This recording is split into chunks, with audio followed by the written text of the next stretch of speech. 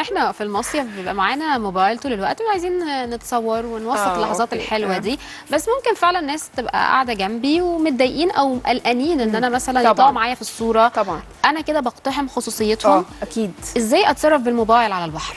عايزه حضرتك تتصوري براحتك جدا، بس ما تطلعيش حد معاكي، لان معظم الناس بتبقى لابسه لبس مش فورمال، لو هي او لابسه بشكل مش بتلبس نفس الطريقه دي وهي في شغلها، فما تحبش ان حاجه زي كده تنزل على الفيسبوك مثلا، يعني انت ممكن تضري حد طبعا. فلو انا اتصور واصور ولادي عادي، بس ما اطلعش اشخاص معايا. اقول له ايه مثلا؟ يعني عايزه اطمنه ان الشخص اللي جنبي ان انا مش هطلعك في الصوره، او ما تقلقش يعني. اوكي، ما تقفيش قدامه، يعني لو هتصوري مثلا ولادك او حاجه هتتحركوا بحيث ان يبقى الفيو اللي وراه البحر، الفيو وراه حاجه، لكن لو وراه حد هغير المكان.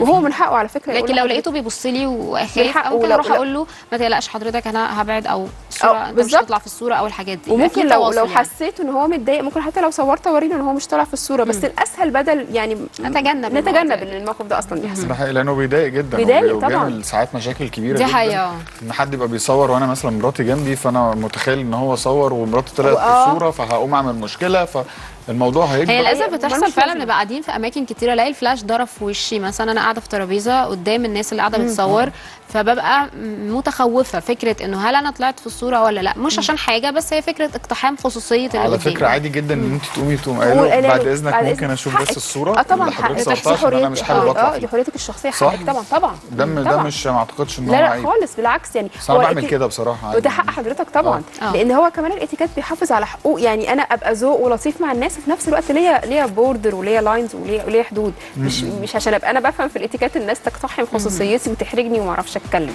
رد على المخرج، مش انا لما بطلع في الصوره، انا عادي لما بطلع في الصوره، لو حد معايا ومش حابب ان هو يطلع في الصوره فبقوم اقول كده، بس عشان بوضح.